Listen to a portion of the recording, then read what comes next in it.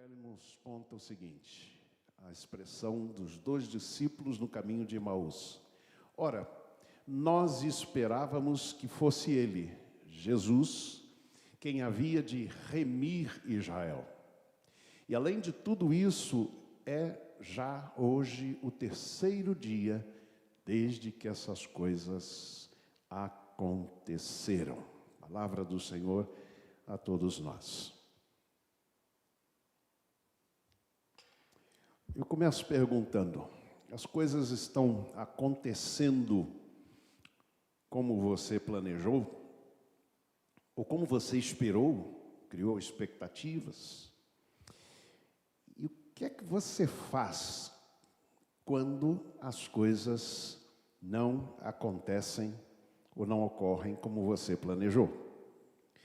Lucas 24, 13 a 35 narra a história ocorrida com dois discípulos de Jesus que fugiam, chamados conhecidos discípulos de Emaús ou do caminho de Emaús. Eles fugiam após a morte de Jesus da cidade de Jerusalém. A gente pode imaginar o que estava acontecendo em Jerusalém após a morte de Jesus, não apenas naqueles que o seguiam, mas por parte daqueles que aparentemente saíam vitoriosos. Então esses dois discípulos vão caminhando para a cidade de Emaús, mais ou menos uns 10 quilômetros de Jerusalém. E eles, enquanto caminhavam, conversavam entre eles, a Bíblia diz que eles discutiam entre si acerca dos últimos acontecimentos envolvendo exatamente a morte de Jesus. Até que de repente o próprio Jesus se coloca a caminho com eles. Mas eles não o reconheceram. Os olhos deles, diz a Bíblia, estavam como que fechados, de modo que não reconheceram Jesus. E Jesus então faz uma pergunta: o que é que vocês estão discutindo entre vocês?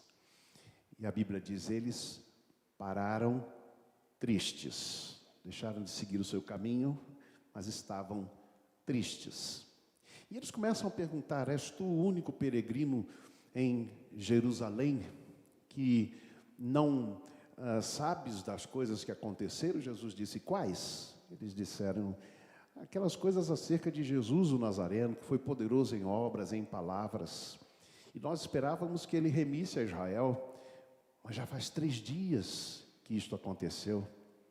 E diz: verdade é que alguns dos nossos discípulos, dos discípulos de Jesus, alguns de nós, dizem que foram ao sepulcro e dizem que tiveram uma visão de anjos, que dizem que ele ressuscitou, mas a ele ninguém viu.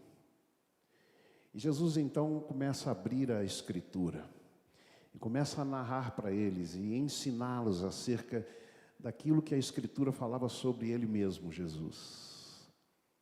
Quando vai terminando o dia e a noite já começa a chegar, Jesus, diz a Bíblia, faz como quem vai para mais longe. E eles disseram: Senhor, fica conosco. Fica conosco. Há um filme, inclusive, que foi feito todo na base deste Quo Vadis, não é? Para onde vai, Senhor? Fica conosco, porque a noite já declina. E a Bíblia diz que Jesus então entrou, ficou com eles, entrou em casa. E ali então, no partir do pão, que para o judeu era o momento da maior comunhão que podia haver entre duas pessoas. No partir do pão, eles o reconheceram. E assim que o reconheceram, Jesus desapareceu.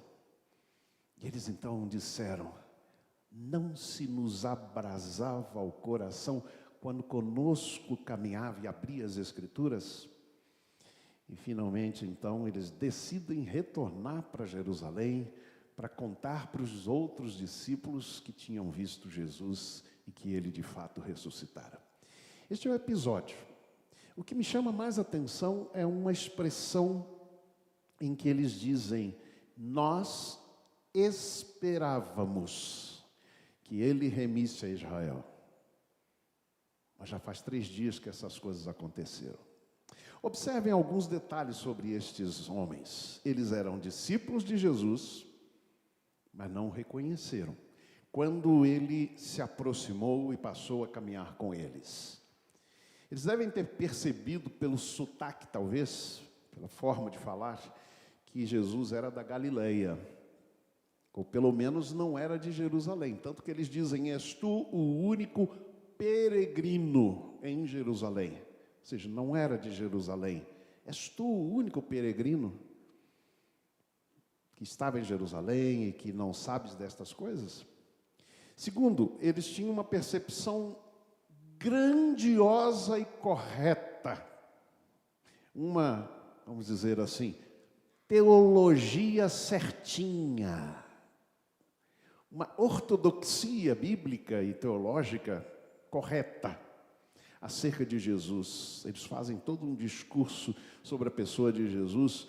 Verso 19, por exemplo, eles começam a dizer o seguinte, a Bíblia diz assim: um, porém, chamado Cleopas, respondeu dizendo: és o único, porventura, que tendo estado em Jerusalém, ignoras as ocorrências destes últimos dias?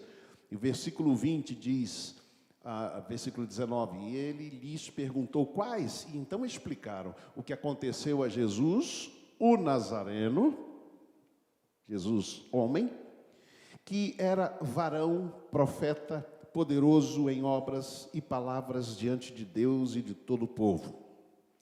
Eles tinham uma teologia certa, eles tinham uma, vamos chamar assim, jesuologia.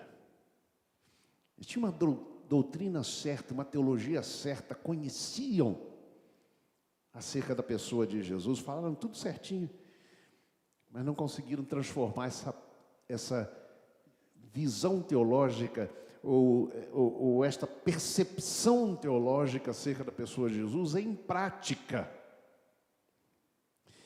Nós esperávamos, traduz o verbo eupizo, que significa, ou vem de esperar, e esta palavra eupis significa esperança.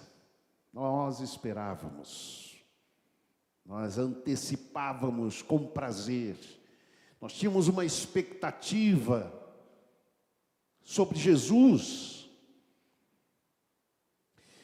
A pergunta que faço é: por que as coisas não aconteceram como os discípulos esperavam? Porque essa é a questão.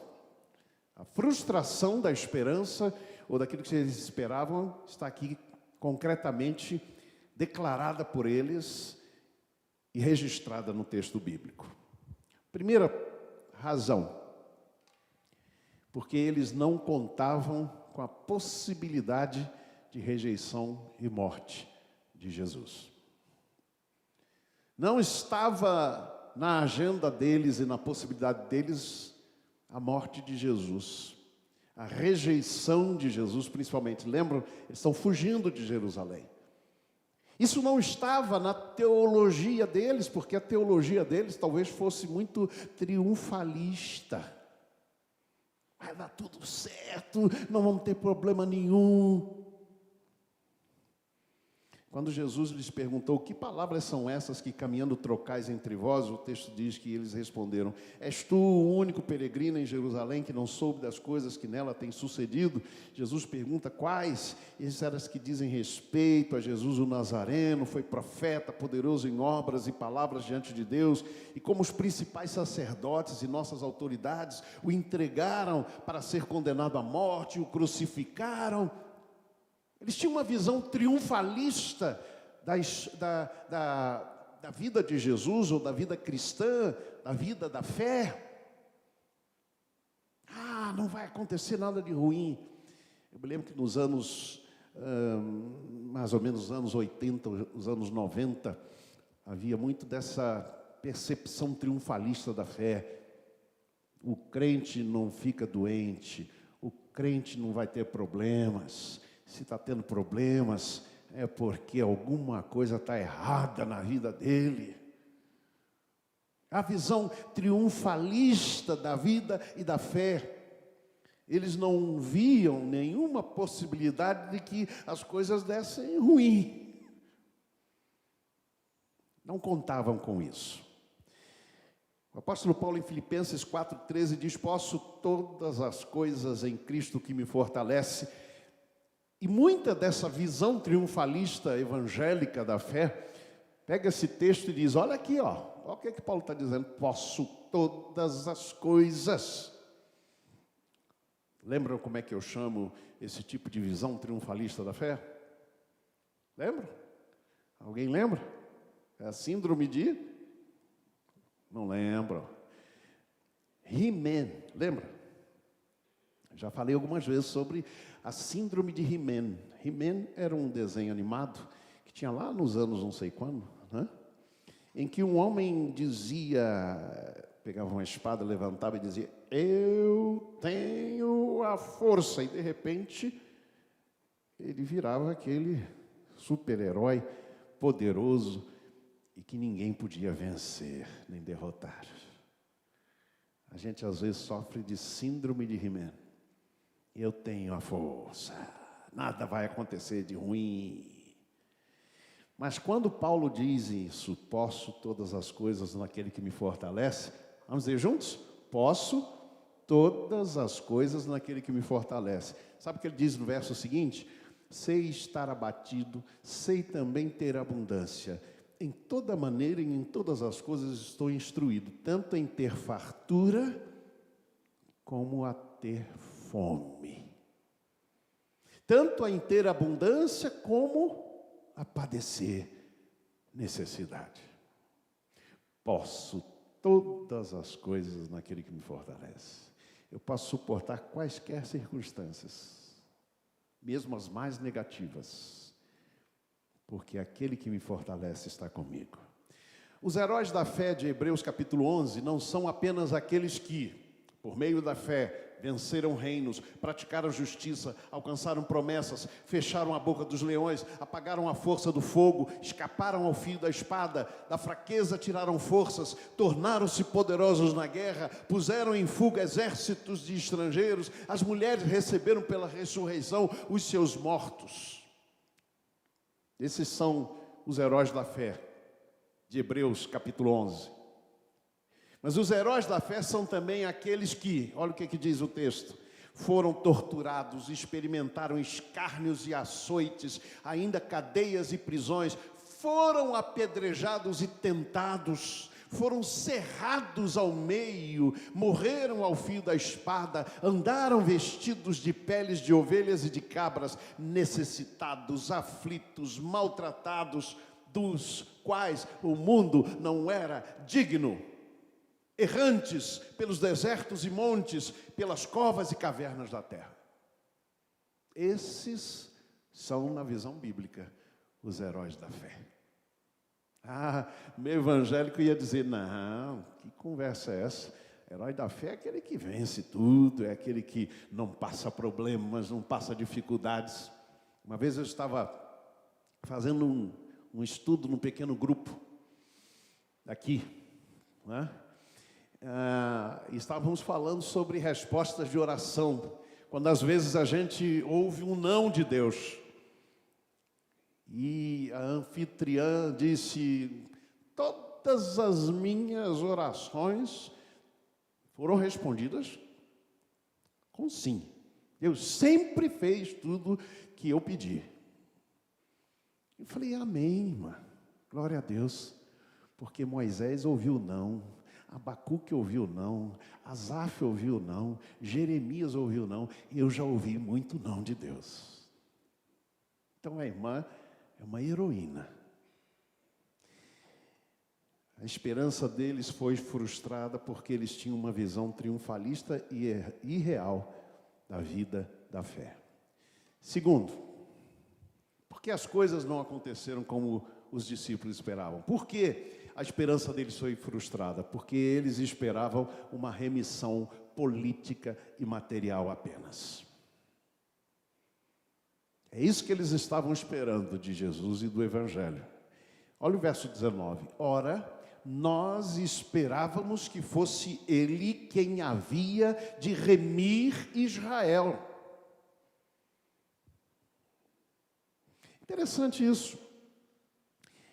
Quando o anjo anunciou o nascimento de Jesus, disse, e o seu nome será Jesus, porque ele salvará o seu povo dos seus pecados. Deixou muito claro Qual era a missão de Jesus? Agora, os discípulos que caminham com Jesus vêm com essa expectativa. Nós esperávamos que fosse ele que remisse a Israel. Por quê? Sabe por quê?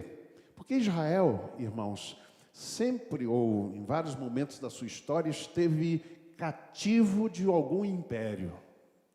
Ora foi o Egito, e eles passaram 400 anos lá na escravidão. Ora foi o Império Assírio, que destruiu a capital, não apenas a capital, mas o reino do norte, o reino de Israel. Depois vem a Babilônia, que leva cativo o povo de Judá, do reino do sul. Depois, e aqui nós chegamos nesse ponto, vem os romanos, que dominam Israel. Quando eles dizem, nós esperávamos que fosse ele, Jesus, quem remisse a Israel, eles estão dizendo que ele nos libertaria, ou libertaria o reino de Israel do cativeiro romano, do poder romano, do império romano. Anos depois, no ano 70 depois de Cristo, nós estamos aqui mais ou menos no ano 30, não é? Quando Jesus está aqui presente, no ano 70, o Império Romano mandou o general Tito para destruir a cidade de Jerusalém. Isso aconteceu. Ano 70.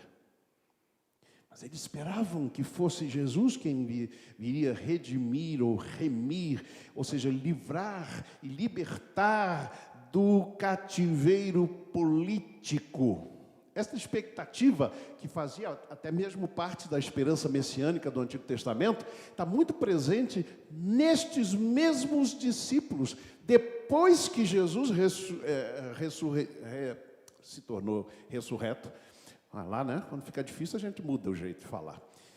Depois que Jesus ressuscitou, pode ser ressurgiu também, mas pode ser ressuscitou.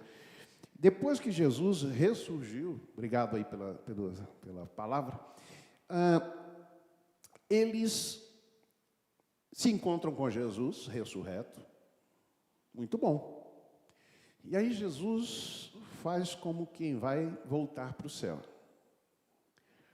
E diz, olha, eu vou para o Pai, mas eu vou voltar. Está em Atos capítulo 1, versículo 6.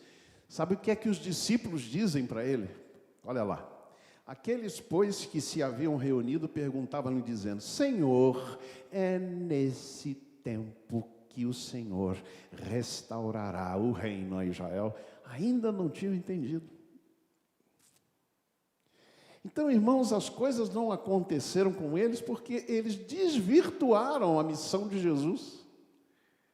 Eles transformaram a missão de Jesus numa missão política. Uma visão política do reino e da ação de Jesus. Eu vi muito disso nas últimas eleições. Muita gente evangélica confundindo o papel da igreja como se fosse uma ação política. Não, irmãos. A esperança deles foi frustrada porque eles esperavam uma remissão política e material apenas. Sabe como Jesus disse que nós vamos transformar o Brasil? Sendo sal da terra e luz do mundo. E pregando o evangelho do reino. É assim que nós vamos ver o Brasil aos pés do Senhor. Então não é a visão política. A esperança deles foi frustrada por isso. A Bíblia afirma que Jesus morreu na cruz do Calvário para a nossa remissão e redenção. Ele pagou o preço. E qual era então a diferença entre o que eles esperavam e o que Jesus veio realizar? Primeiro, Jesus veio redimir indivíduos, não nações. Segundo, Jesus veio libertar primariamente da escravidão do pecado, que impede que o ser humano realize plenamente o ideal de Deus para a sua vida. Terceiro, Jesus veio libertar e redimir o interior, para que então sejam produzidos frutos no exterior. Estava invertendo as coisas. Estavam querendo transformar o interior da nação toda de Israel a partir de forças exteriores. Não vai funcionar. Não adianta forçar uma nação inteira a se converter por leis, por regras, por determinações. Não adianta. Então eles se frustraram por isso, porque eles inverteram a ação do Evangelho. Repito, a Bíblia nos ensina que nós vamos transformar a realidade em que estamos pelo testemunho. Vós sois o sal da terra, vós sois a luz do mundo. E pela palavra de testemunho. Terceiro, a frustração da esperança os fez perder a esperança, fechar os olhos para o ressurreto e perder a alegria. É isso.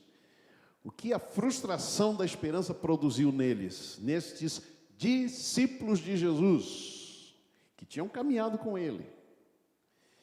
Primeiro, a perda da esperança. Eles disseram: nós esperávamos, mas já é este o terceiro dia. Algumas mulheres do nosso meio nos encheram de espanto, porque disseram que viram visão de anjos, que dizem que ele ressuscitou, mas nós não o vimos. A esperança passou a ser motivo de espanto para eles. A ele, porém, não o viram.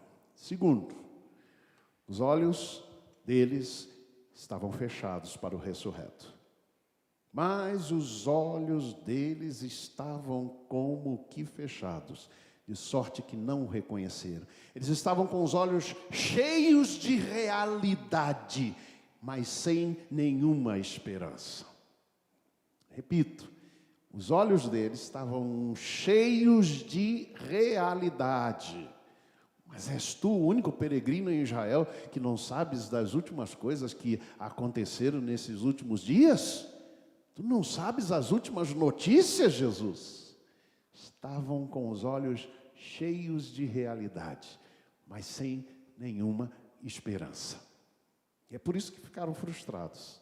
E é por isso que a esperança foi frustrada, meus amados irmãos.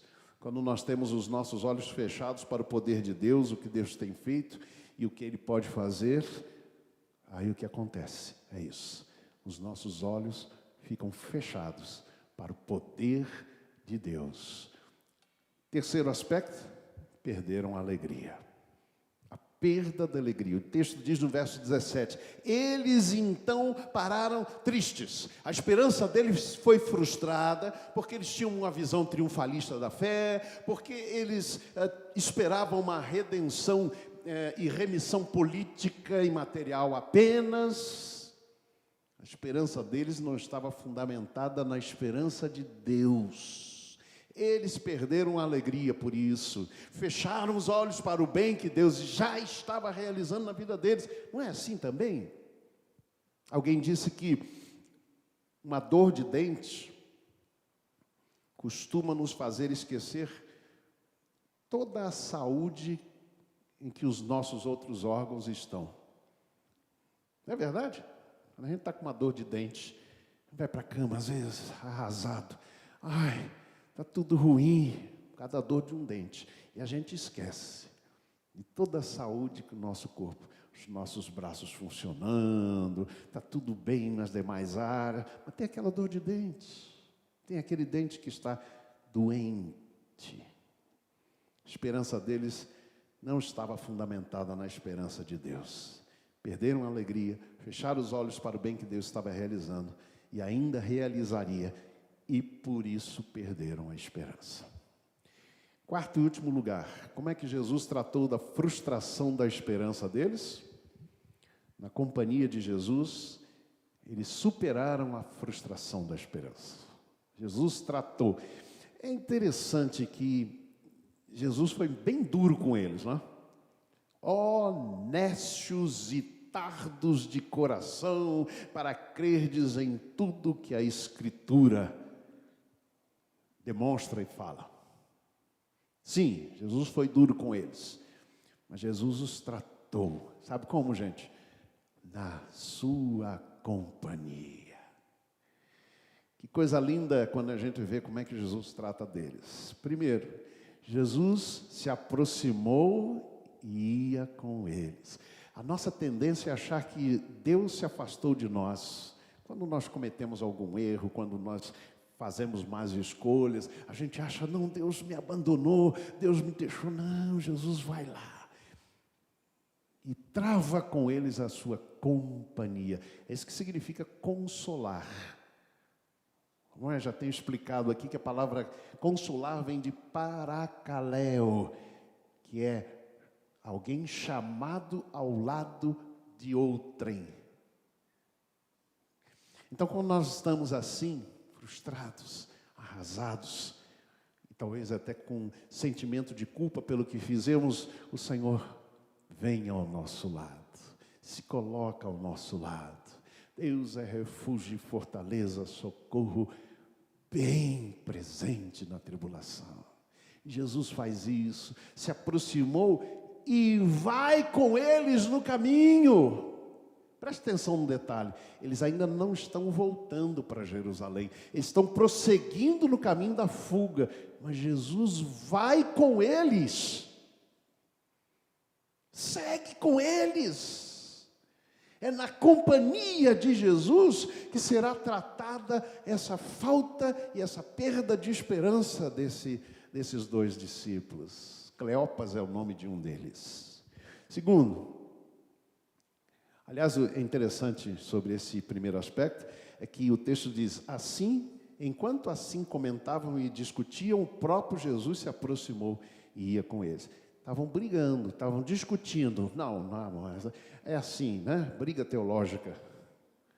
Mas Jesus vai com eles. Segundo aspecto é que Jesus corrigiu e ensinou-lhes a esperança. Sabe como, gente? Abriu as Escrituras. E corrigiu todas aquelas distorções, seja a expectativa da remissão política e material apenas, seja a visão que eles tinham sobre o reino. Jesus vai lá e corrige, e ensina a esperança. O texto diz, então, ele lhes disse, honestos e tardos de coração, para crerdes tudo que os profetas disseram, porventura não importava que o Cristo padecesse essas coisas, que entrasse na sua glória, e começando por Moisés, isto é, o Pentateuco, os 5 primeiros livros do Antigo Testamento, e começando por Moisés e por todos os profetas, explicou-lhes o que dele se achava em todas as Escrituras. Os discípulos continuam tristes e confusos. Jesus caminha com eles e os deixa desabafar sobre seus desapontamentos e sonhos frustrados. Mas exatamente para poder ensinar. É uma coisa muito importante que quando nós estamos com visões distorcidas e às vezes desapontados até, tristes com o que a gente acha que Deus está deixando de fazer por nós, é muito importante a gente abrir o coração diante de Deus. Não fingir, mas abrir o coração, porque é assim que Deus vai poder tratar conosco. Eu vejo isso em Jeremias, que abriu o coração com Deus, falou tudo que ele estava sentindo. Eu vejo isso em Asaf, que no Salmo 73 diz, ah, Senhor, por que prosperam os ímpios? Eu vejo isso em Abacuque, e em vários outros personagens bíblicos, eles abrem o coração na presença de Deus. Oração, irmãos, não é uma apresentação teatral que fazemos, mas é abertura de coração na presença de Deus. Fale com Deus aquilo que você está sentindo. Ele vai caminhar com você. Ele vai ajudá-lo e a ensiná-lo a ter esperança. Terceiro aspecto, Jesus fez como quem ia para mais longe. Isso me chama a atenção. Jesus, claro, já sabia de tudo antes. Mas a Bíblia diz, ele faz como quem vai para mais longe. E essa frase é que me chama a atenção. Quando se aproximaram da aldeia para onde iam, Emaús, ele fez como quem ia para mais longe. Se Jesus parece se afastar de nós, indo para mais longe, quando as coisas não acontecem como nós esperávamos, é talvez para despertar em nós a nossa real intenção, o nosso amor para com Ele. Porque quando a Bíblia diz que Jesus faz como quem vai para mais longe, sabe o que eles dizem para Jesus? Fica conosco, Senhor, porque já vai declinando o dia. Nós não podemos viver longe da tua companhia. Era isso que Jesus queria despertar neles. Queremos realmente depositar aos pés de Jesus os nossos planos e projetos. Queremos correr o risco de ouvir dele um não, dele nos levar por caminhos que nunca pensamos nem imaginamos. Quarto e último aspecto é que Jesus abrasou-lhes o coração, botou fogo no coração deles. Jesus abrasou-lhes o coração. Estando com eles à mesa, tomou o pão, o abençoou, partindo, lhe o dava, e abriram-se então os olhos e reconheceram. Nisto ele desapareceu diante deles. E disseram um para o outro: porventura não se nos abrasava o coração quando nos falava e quando nos abria as Escrituras? Como é que está o seu coração? A Bíblia, quando fala sobre conversão, fala da transformação de corações de pedra em corações de carne, sensíveis à voz de Deus. Como é que está o seu coração? Só para lembrar que coração é a sede do pensar, ou da razão, da emoção e da volição. É o centro da vida da gente. Como é que está o seu coração na presença de Deus? Qual foi a última vez que, lendo a palavra de Deus e tendo o seu a sós com Deus, você sentiu o seu coração abrasar pela presença do Senhor?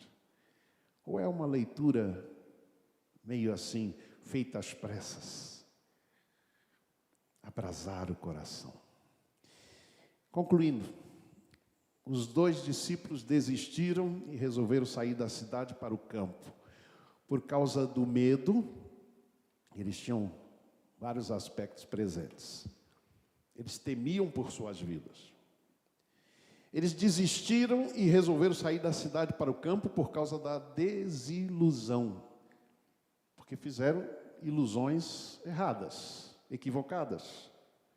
Pensavam ter perdido o seu libertador político.